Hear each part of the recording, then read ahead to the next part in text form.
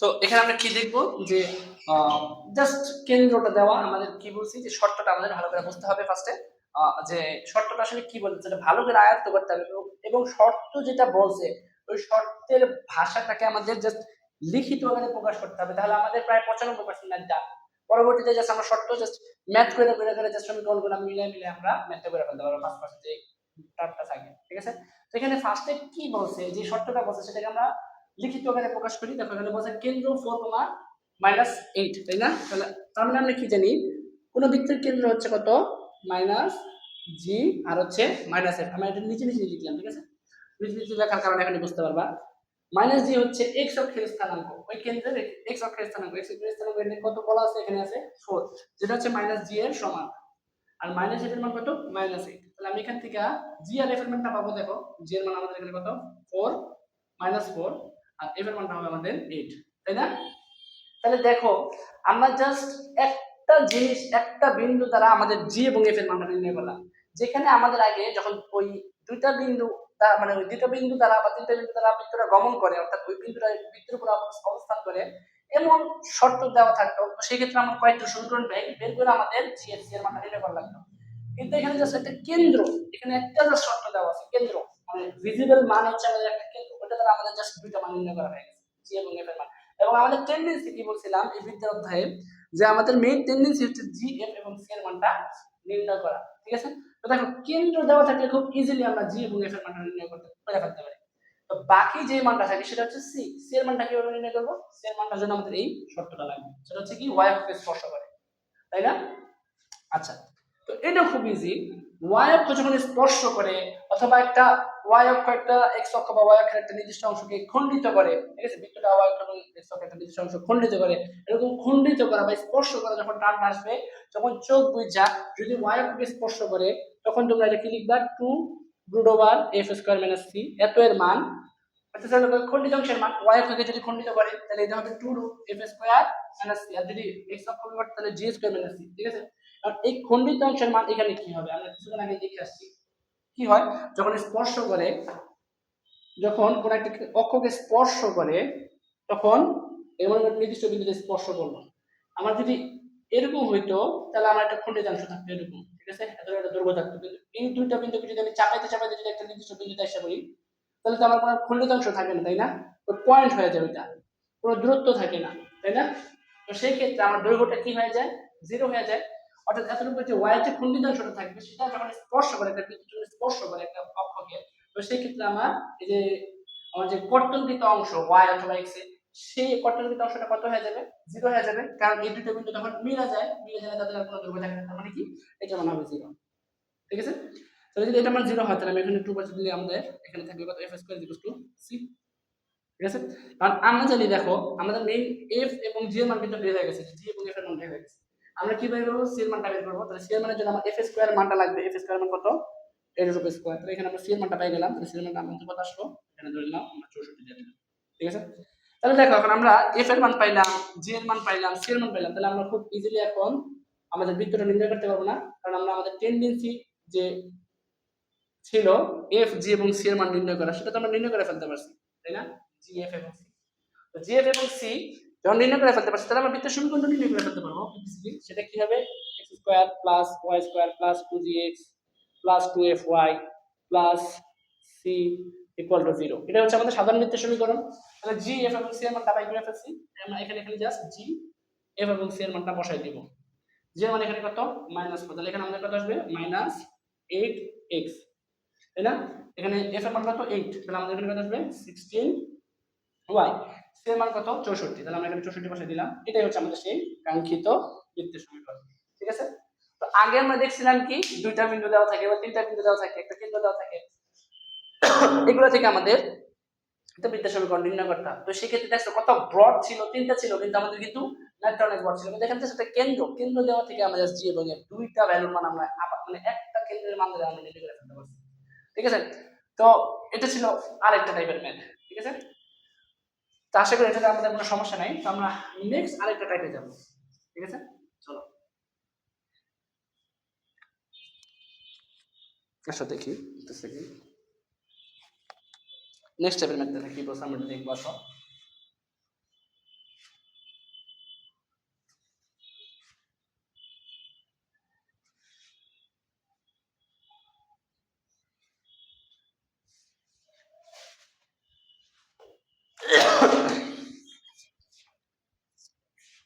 সেটা হইতেছে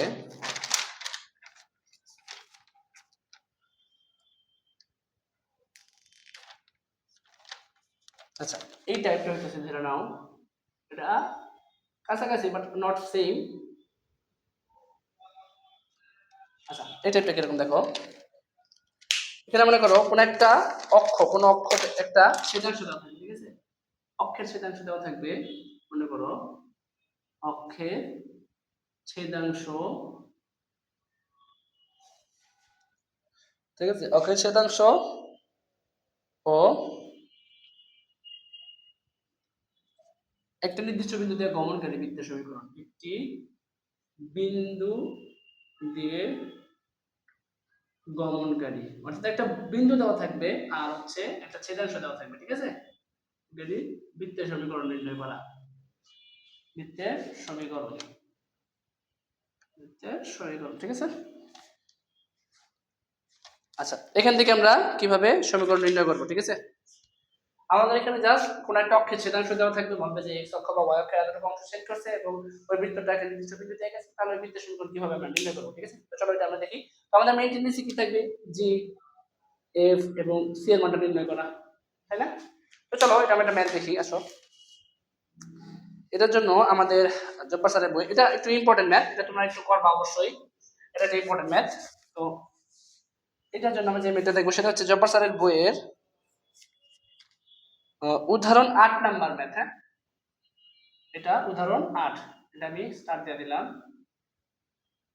ঠিক আছে, এটা অবশ্যই করবা, এটা ইম্পর্টেন্ট ম্যাথ, এটা বুয়েট 11-12 তে আসা একটা ম্যাথ এবং কুয়েট 5-6 এবং বিভিন্ন বোর্ডেও আসছে ম্যাথটা, ঠিক আছে। তো এটা একটু গুরুত্ব সহকারে করবা, এমন গুরুত্ব সহকারে এটাকে ফার্স্টে বুঝতে হবে, হ্যাঁ, পরবর্তীতে এটা প্র্যাকটিসও করতে হবে ভালো করে। এমন একটা সমীকরণ নির্ণয় করো যা x অক্ষকে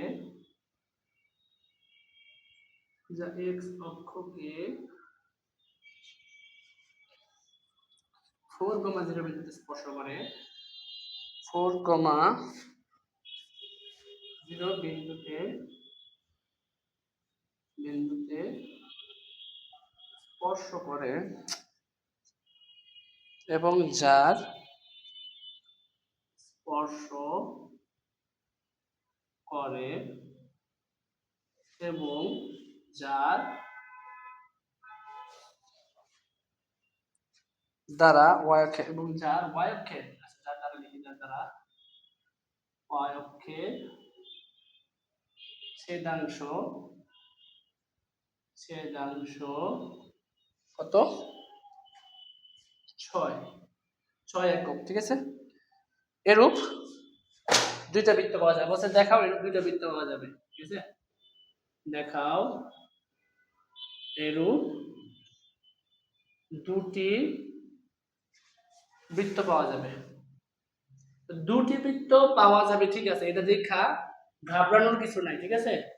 এখানে আমাদের মেইন টেন্ডেন্সি কি থাকবে, আমরা সবসময় মেইন টেন্ডেন্সির দিকে লক্ষ্য রাখবো যে আমাদের জি এফ এবং সি এর মানটা নির্ণয় করতে হবে, ঠিক আছে। তো জি এফ সি এর মান যদি আমরা নির্ণয় করতে তাহলে আমরা ঘাবড়ানোর কিছু নাই, আমরা বৃত্ততে দেখবো যে হয়তোবা এফ এর প্লাস মাইনাস কোন একটা ভ্যালু আসছে, ঠিক আছে, অর্থাৎ মাইনাস প্লাসের কারণে রুট উঠে যাওয়ার কারণে একটা মাইনাস প্লাস টাইপের কিছু হয়তো ভ্যালু থাকবে, ওটা আমরা দেখবো ম্যাথ করতে গেলে দেখবো, অথবা জি এর একটা ভ্যালু থাকতে পারে, অথবা সি এর যে কোনো একটা দুইটা ভ্যালু থাকতে পারে। তো সেই ক্ষেত্রে আমাদের দুইটা বৃত্তই হবে, ঠিক আছে, যেহেতু এফ এর দুইটা মান, তাহলে এফ এর দুইটা মানের জন্য একটা নির্দিষ্ট বৃত্ত সমীকরণ হবে, আরেকটা আমরা বৃত্ত সমীকরণ পাবো, দুইটা বৃত্ত সমীকরণ পাবো, ও সব মিলাইয়া। তো চলো আমরা এটা দেখে কিভাবে করা যায়। এখানে আমি একটু পড়ি, লেখাটা হয়তো ছোট হয়েছে, তোমাদের দেখতে সমস্যা হতে পারে, একটু আমি বোল্ড করে দিই। এটুকু হচ্ছে আমাদের টাইপের বিশ্লেষণ, ঠিক আছে। আচ্ছা আসো, এখন এখানে বলছে এমন একটি বৃত্তের সমীকরণ নির্ণয় করো যা x অক্ষকে 4,0 বিন্দুতে স্পর্শ করে, ঠিক আছে, এবং যার দ্বারা y অক্ষের ছেদাংশ 6 একক, আমি এককটা লিখি না, এখানে হবে 6 একক, এবং দেখাও এরূপ দুটো বৃত্ত পাওয়া যাবে। তো চলো দেখি ইজিলি আমরা নির্ণয় করব। আমাদের মেইন টেন্ডেন্সি থাকবে আমাদের জিএফসি নির্ণয় করা, এটা বারবার বলতেছি যাতে করে তোমাদের বারবার মাথায় আস্তে আস্তে তোমাদের মাথা তোমাদের গাইড হয়ে যায়, কারণ এটাই হচ্ছে আমাদের এই বৃত্তের অধ্যায়ের সবচেয়ে ইজিলি সবচেয়ে তাড়াতাড়ি করার উপায় যে জিএফ এবং সি নির্ণয় করতে হবে, ঠিক আছে। আচ্ছা তাহলে দেখো এখানে বলছে এক্স অক্ষকে একটা নির্দিষ্ট বিন্দুতে স্পর্শ করে, মানে স্পর্শ করে, ঠিক আছে। যদি স্পর্শ করে একটা এক্স অক্ষকে, আমরা জানি কি সেই ক্ষেত্রে শর্তটা কি, 2√g² - c = 0। এটা কিন্তু যখন এক্স অক্ষকে স্পর্শ করবে, তাই না, বলো। আমরা জানছি কি যখন এই বিন্দুটা খণ্ডিত অংশ না হয়, ঠিক আছে, এইখানে এভাবে খণ্ডিত না হয়, এই বিন্দুটাকে যদি চাপাইতে চাপাইতে চাপাইতে যদি একটা বিন্দুতে নিয়ে আসি, তখন ওই বৃত্তটা কি করবে, আর ছেদ করবে না, স্পর্শ করবে, একটা নির্দিষ্ট বিন্দুতে কি করবে, এই যে স্পর্শ করবে।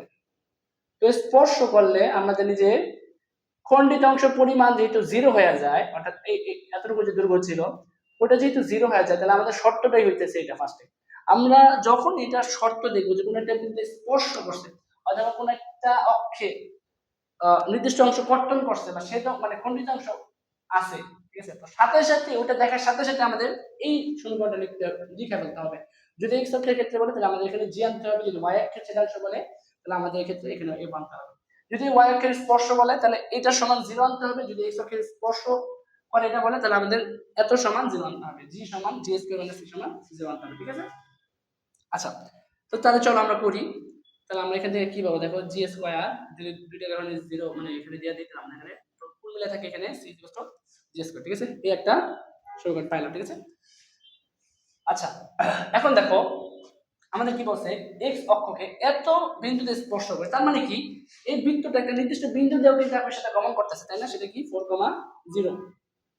তাহলে যেহেতু একটা নির্দিষ্ট বিন্দুতে এই যে 4,0 বিন্দুটা গমন করতেছে, তাহলে এই বিন্দুটা এই বৃত্তের উপর একটা মানে বৃত্তের উপর অবস্থিত হয়েছে, যদি অবস্থিত হয় তাহলে আমরা কি করতে পারবো, এইটা ওই বৃত্তের সমীকরণের মধ্যে বসে একটা সমীকরণ নির্ণয় করতে পারবো জি এফ এবং সি সংক্রান্ত। চলো আমরা সেই কাজটাই করি। আমরা ধাপে ধাপে যা বলছে শর্তগুলো জাস্ট আমরা বসাই দিব। আমাদের মেইন কি বুঝলাম, এই ম্যাথটা করতে পারার মেইন হাতিয়ার হচ্ছে শর্তটাকে আমাদের ভাষায় জাস্ট লিখে ফেলা, মানে লিখিত আকারে লিখে ফেলা, বুঝা সেটাকে লিখিত আকারে লিখে ফেলা, তাহলে আমাদের 90% ম্যাথ ডান। তাহলে চলো আমরা করি। আমাদের বৃত্তের সমীকরণটা হবে এরকম সাধারণ সমীকরণ x² + y² + 2gx, আচ্ছা এটা একটা সমীকরণ দিয়েছি, 2gx + 2fy + c = যদি 0 হয়, তো সেই ক্ষেত্রে আমাদের মানে এই বৃত্তটা কি 4,0 বিন্দু থেকে গেছে, তাহলে আমি 4,0 বিন্দুটা এখানে বসাই দিই, তাহলে আমাদের কত আসবে, 4 4 16, y জন্য 0 এখানে থাকবে না কিছুই, প্লাস 4 4 এখানে 8, তাহলে 8g হবে + c যদি 0 হয় তাহলে আমরা এখান থেকে কি লিখতে পারবো, 8g + c -16 এত, ঠিক আছে। আচ্ছা তো এই জিনিসটা আমরা পাইলাম। এখন দেখো আমাদের আরেকটা জিনিস দেওয়া আছে, সেটা কি, সেটা দেওয়া আছে আমাদের যে y অক্ষের যে ছেদাংশ, y অক্ষের ছেদাংশ কত হবে আমাদের 6, তাই না। তো y অক্ষের ছেদাংশ যেহেতু 6, তার আগে আমরা আরেকটা জিনিস করতে পারবো, আচ্ছা ওটা তো করতেই পারবো। y অক্ষের ছেদাংশ আমরা কি জানি, 2√f² - c, এটাই তো মানে আমাদের কত শর্ত অনুসারে কি বলছে, y অক্ষের ছেদাংশ হবে 6, না, এখানে আমরা c যদি বসাই তাহলে আমি এখানে নিয়ে গেলে আমাদের f² - c হবে রুট, যদি আমি এখানে তাহলে 3 এর উপর স্কয়ার হবে, তাহলে f² এর মান হবে কত, 3 × 9 + c, ঠিক আছে। তো এই পর্যন্ত আমরা সমীকরণটা রাখলাম, ঠিক আছে, এই তিনটা সমীকরণ আমরা পাইলাম। এখন দেখো আমাকে জি, সি এবং এফ এর মান নির্ণয় করতে হলে একটা খুব ইজি একটা মেথডে আমাদের যাইতে হবে, সেটা কি, দেখো এখানে যে আমি সি সমান যে জি² এর মানটা পাইলাম, এটা আমি এখানে বসাই দেব, সি এর মানে এখানে যদি জি² হয় এখানে আমাদের হবে 8g, আর এখানে আসবে আমাদের কত 16, ঠিক আছে, এটা আসলো। তো এইখান থেকে আমরা যদি মনে করো, আচ্ছা এখানে যদি আমি এইভাবে না রেখে আমি এইভাবে রাখি, ধরো জি² এত মানে যদি আমরা 16ই ধরি, আর 16টাকে এখানে আনি, যেহেতু এখানে আমাদের, আচ্ছা 16টাকে আমরা এখানে আনলাম, ঠিক আছে, দেখি 4 4 চলো, ঠিক আছে, প্লাস সি এখানে 0 হয়ে যাবে, এখানে 8g হইলো আর 16 হইলো, আর হচ্ছে সি থাকলো, আচ্ছা আর কি বলছে, x অক্ষকে স্পর্শ করলে, ঠিক আছে, x অক্ষকে যদি স্পর্শ করে তাহলে আমাদের হবে জাস্ট f। আচ্ছা দেখো এখান থেকে আমরা কি করতে পারবো, 16 4g না, এটা প্লাস আসবে, প্লাস, ঠিক আছে, 4g প্লাস 4g প্লাস 6 যদি দিই তাহলে আমরা এখান থেকে g এর মান কত পাবো, g কমন নিলে g প্লাস 4, এখানে 4 কমন নিলে g প্লাস 4, তাহলে আমরা g এর একটা মান পাইতেছি, সেটা হচ্ছে কি g এর মান আমরা পাই গেলাম একটা, সেটা হচ্ছে আমাদের -4, ঠিক আছে। সেটা কত হবে আমাদের, g এর মানটা আমরা কত পাইলাম -4, ঠিক আছে। আমি সুন্দর করে লিখি, আমাদের বুঝতে কষ্ট হতে পারে, সেটা হচ্ছে কি g -4। তো যদি -4 হয়, দেখো এখানে -4, ঠিক আছে। তাহলে এখানে আমরা এইখানে জাস্ট c এর মানটা এখানে বসাই দিছি, এখানে বসানোর মাধ্যমে কি পাইলাম, g এর মানটা পাইলাম। এখন g এর মান যেহেতু -4 পাইছি, তাহলে আমি যদি এই -4টাকে এখানে বসাই দিলে আমরা c এর মানটা পেয়ে যাব। তাহলে এখানে বসাই দাও, g এর মানটা যদি এখানে -4 বসাই তাহলে 4 4 16, তাহলে c এর মানটা কত হবে, -4 এর উপর হোল স্কয়ার, যেহেতু g এর মান হচ্ছে -4, তাহলে এখানে যদি -4 এর উপর হোল স্কয়ার দিই তাহলে আমাদের c এর মানটা কত থাকবে, 16, 4 4 16 হয়, ঠিক আছে। তাহলে আমরা c এর মানটা কত নিব, এখানে c এর মান হচ্ছে 16, ঠিক আছে। আর এখন দেখো আমাদের খুব ইজি হয়ে গেছে, সি এর মানটা আমরা পেয়ে গেছি, তাই না। সি এর মানটা এখানে কত, 16। আমি যদি এখানে এই 3 নম্বর সমীকরণে সি এর মানটা বসাই দেই, অর্থাৎ 9 প্লাস 16, 9 প্লাস 16 আমাদের কত আসবে, 25, তাই না।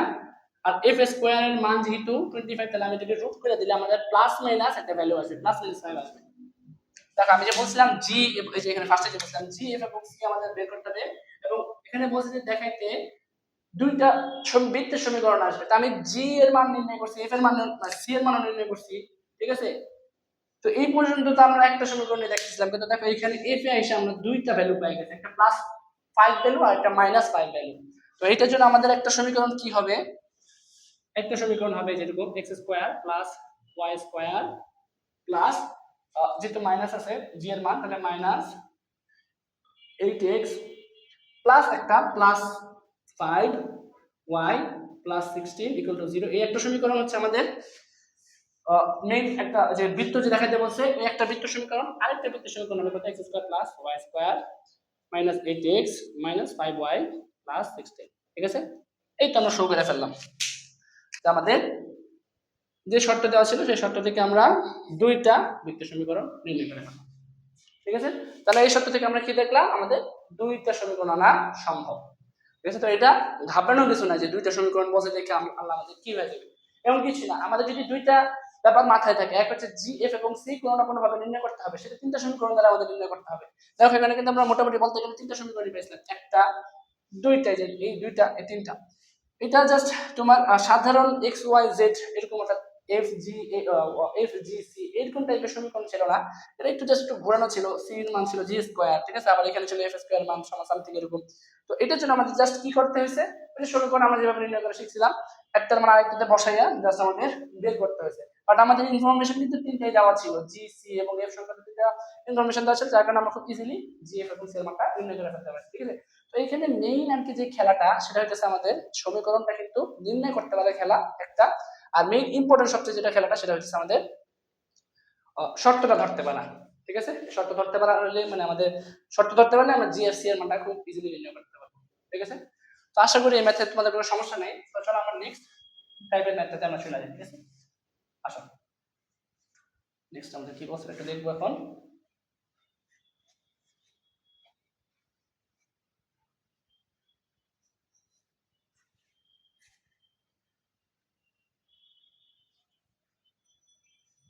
আচ্ছা আসো,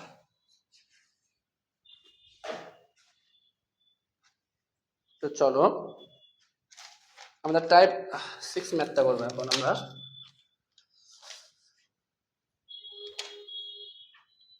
টাইপ 6, এটাতে আমরা যে জিনিসটা পাবো,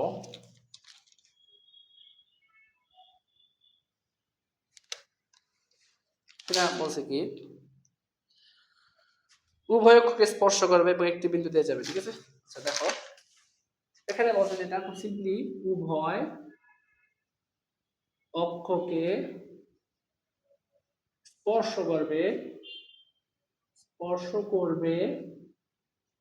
এবং একটি বিন্দু দিয়ে যাবে বৃত্তটা, ঠিক আছে। অর্থাৎ একটি বিন্দু দেওয়া আছে আমাদের, আর হচ্ছে উভয় অক্ষকে স্পর্শ করছে ওই শর্তটা দেওয়া আছে, ঠিক আছে। গমনকারী বৃত্ত, ঠিক আছে। এরকম বৃত্তের সমীকরণ নির্ণয় করতে হবে। মনে করো আমাদের কাছে একটা মানে শর্ত দেওয়া আছে যে একটা বৃত্ত উভয় অক্ষকে স্পর্শ করে এবং একটা নির্দিষ্ট বিন্দু দিয়ে যায়। মানে চিত্রটা কেমন হবে আমি যদি তোমাকে সিম্পল ভাষায় দেখাই, অর্থাৎ এমন একটা বৃত্ত থাকবে যে বৃত্তটা এক্স অক্ষকে স্পর্শ করবে এবং ওয়াই অক্ষকে স্পর্শ করবে, তাই না? তার মানে বৃত্তটা কিরকম হবে, এই যে এরকম, ঠিক আছে? দেখাই একটু ভালো করে দেখাই। বৃত্তটা কত হলো, এই যে এরকম, সরি, এই যে এরকম, ঠিক আছে? একটা বিন্দুতে স্পর্শ করছে, একটা বিন্দুতে স্পর্শ করছে। আচ্ছা দেখো, এখানে যদি দুইটা অক্ষকে স্পর্শ করে তাহলে আমরা কিন্তু খুব সহজে, এই ব্যাপারটা খুবই সহজ, আমরা ইজিলি বলতে পারবো ওদের কেন্দ্র কত হবে, -g, -f। অর্থাৎ এতটুকুর যে দৈর্ঘ্য থাকবে, আমি কেন্দ্র থেকে এখানে টানি, এখানে টানি, তাহলে আমার এতটুকু যে দৈর্ঘ্য থাকবে এটা কিন্তু জি হবে, নিঃসন্দেহে জি হবে। কেন জি, যদি কারো ডাউট থেকে আমি এটা আবার বুঝিয়েছি, আর এতটুকু মান হবে এফ। এখন কেন এফ হবে এবং কেন জি হবে, দেখো আমি যদি এখানে কেন্দ্র থেকে যে স্পর্শ করছে, এখানে একটা বিন্দুতে স্পর্শ করছে, ঠিক আছে, মানে কি এই বিন্দুটা এই কেন্দ্র থেকে যদি আমি একটা দাগ টানি, এটা কিন্তু পরিধির উপরে এসে আপতিত হবে, তাই না? যদি আপতিত হয় তাহলে আমরা কি বলতে পারবো যে এতটুকুর মান কিন্তু এফ, যেহেতু আমাদের কেন্দ্রটা -g, -f এটার জন্য, তাহলে আমরা এতটুকু দৈর্ঘ্য কিন্তু বলতে পারবো সরাসরি, যেহেতু টাইম আসছে তাহলে এটা কিন্তু একটা লম্ব, ঠিক আছে? তাহলে এতটুকু থেকে আর কেন্দ্রের দিকে যদি যায় তাহলে আমার মানটা কি হবে, নিঃসন্দেহে এফ। আবার এইখান থেকে যদি আমি এই যে ওয়াই অক্ষের উপর যে স্পর্শ করছে, এখান থেকে যদি আমি একটা দাগ টানি কেন্দ্রের উপর, ঠিক আছে, লম্বা ভাবে দাগ টানি, ওইটার মানে কিন্তু হবে আমাদের জি, ঠিক আছে? কারণ ওই পর্যন্ত যায় কিন্তু আর কেন্দ্রটা আসছে, তাহলে ওই পর্যন্ত, এই পর্যন্ত যেহেতু গেছে, যাওয়ার পরেই তো আমাদের জি এর মানটা পাইছি, তাই না? তাহলে এই মানটা আমাদের কত হবে, এখানে যেহেতু স্পর্শ করছে এতটুকুর মান আমাদের কত হবে, জি। খুব ইজি, ঠিক আছে? যদি স্পর্শ করে তাহলে আমাদের এই জিনিসটা অবশ্যই অবশ্যই মাথায় রাখতে হবে, ঠিক আছে? তো তখন জি এবং এফ এর মানটা যখন দুইটা অক্ষকে স্পর্শ করবে তখন জি এবং এফ এর মানটা কিন্তু সমান হয়ে যাবে, কারণ দেখো এটার মান যা, মানে এই রেডিয়াসের মান যা, এই রেডিয়াসের মান তা, দুইটা কিন্তু সমান, তাই না? কারণ এখান থেকে আমি একটা দাগ টানছি, এটার এই পরিধির একটা নির্দিষ্ট বিন্দুতে, এটার মান যা হবে, এই কেন্দ্র থেকে আমি যদি এই বৃত্তের আরেকটা পরিধিতে আরেকটা দাগ টানি তাহলে ওটার মানও কিন্তু সেমই হবে, রেডিয়াসের মান কিন্তু সেম হবে, তাই না? বৃত্তের কেন্দ্র থেকে বৃত্তের পরিধির উপর যে কোনো বিন্দুর দূরত্ব সেম থাকবে, তাই না? এটার দূরত্ব যা হবে আবার এটার দূরত্ব, ঠিক আছে, এই যে এটার দূরত্ব, এটা কিন্তু সবটা সেম হবে। যদি সেম হয় তাহলে এফ এর মান কি হবে, জি এর মানের সমান হবে। তো এখানে আমাদের মেইন যে শর্তটা আমাদের ভাষায় প্রকাশ করতে হবে সেটা কত, সেটা কি, সেটা হইতেছে জি ইজ ইকুয়ালস টু এফ, ঠিক আছে? জি ইজ ইকুয়ালস টু এফ, একটা মোটামুটি বলা যায় একটা সমীকরণ আমরা পাই গেলাম, ঠিক আছে? আমাদের মেইন জিনিস কি ছিল, জি এফ এবং সি নির্ণয় করা, তাই না? আচ্ছা, এটা তো নির্ণয় করা ছিল। এখন আমরা ম্যাথটা একটু দেখবো, আমরা শর্তটা দেখছি, এখন আমরা ম্যাথটা দেখবো। তো ম্যাথটা যেখান থেকে আসবে সেটা হচ্ছে 3-1 থেকে। দেখো ম্যাথটা কি বলছে, আমি ট্রাই করে ইয়া করে দেখাইনি। আচ্ছা, প্রবলেম 3-1 এবং এটার কত, এটার মনে করো 6 নাম্বার ম্যাথ, এই ক্লাসের 6 নাম্বার ম্যাথ। এখানে বলছে এরূপ দুটি বৃত্তের সমীকরণ নির্ণয় করো। আচ্ছা, এরূপ দুটি বৃত্তের বললে তোমাদের ওই আগের মতো নিয়ে যেটা বলছি ঘাবড়ানোর কিছুই নাই। আমাদের মেইন টেন্ডেন্সি বৃত্ত রিলেটেড সবগুলো অঙ্কের ক্ষেত্রে আমাদের জি এবং এফ এবং সি এর মান নির্ণয় করতে হবে। জি এফ এবং সি এর মানের ক্ষেত্রে দেখো যে কোনো যাতে আমাদের এফ এর মান অথবা জি এর মান অথবা সি এর মান দুইটা হিসাব করতে এখান থেকে আমরা দুটো বৃত্ত নির্ণয় করে দেব, ঠিক আছে? কিন্তু মেইন টেন্ডেন্সি হচ্ছে আমাদের বৃত্ত নির্ণয় করা। এরূপ দুটি বৃত্তের সমীকরণ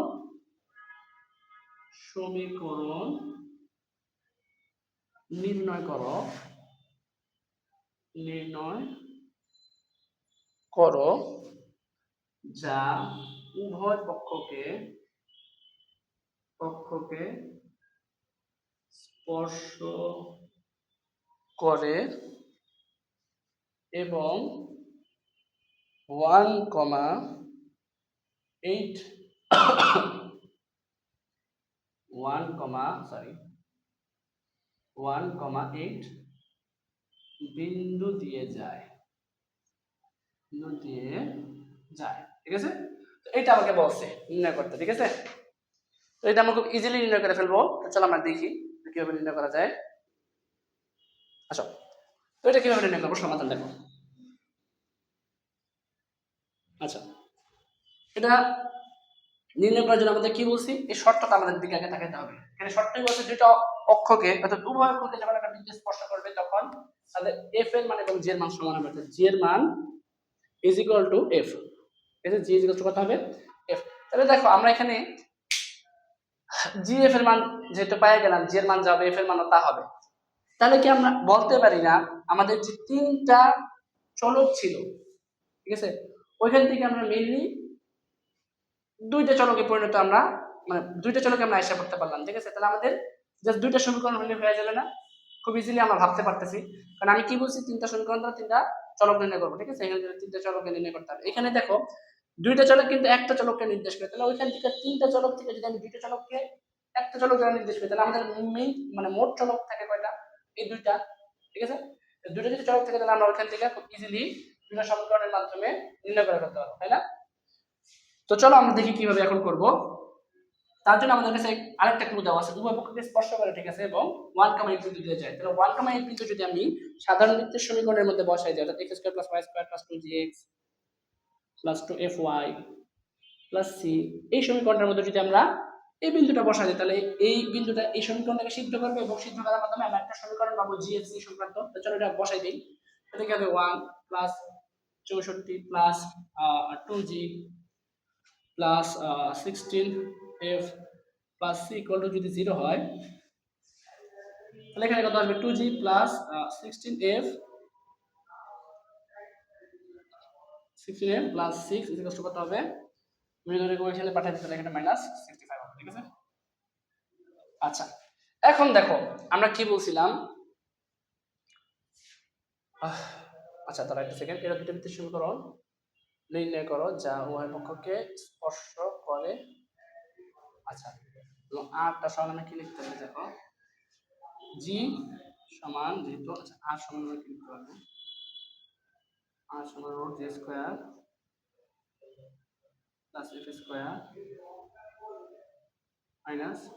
c দিচ্ছি। তাহলে এখানে আবার f এর মানটা হচ্ছে, আর মানে আমি যদি f লিখি তাহলে এখানে মনে করো g² + f² - 3 কাটা যায়, c সমান আমরা আবার g² করতে পারবো। আচ্ছা দেখো এখন আমি যে কাজটা করব সেটা হচ্ছে, আচ্ছা দেখো এখন আমরা যে কাজটা করবো সেটা হচ্ছে আমরা এই মানটা জি এর মানটা এখানে যদি আমরা বসাই দিই অথবা এফ এর মানটা যদি এখানে বসাই দিই, তাহলে আমরা কি পাবো, 2g plus 16g plus c equal to -65। ঠিক আছে, এটা লিখলাম।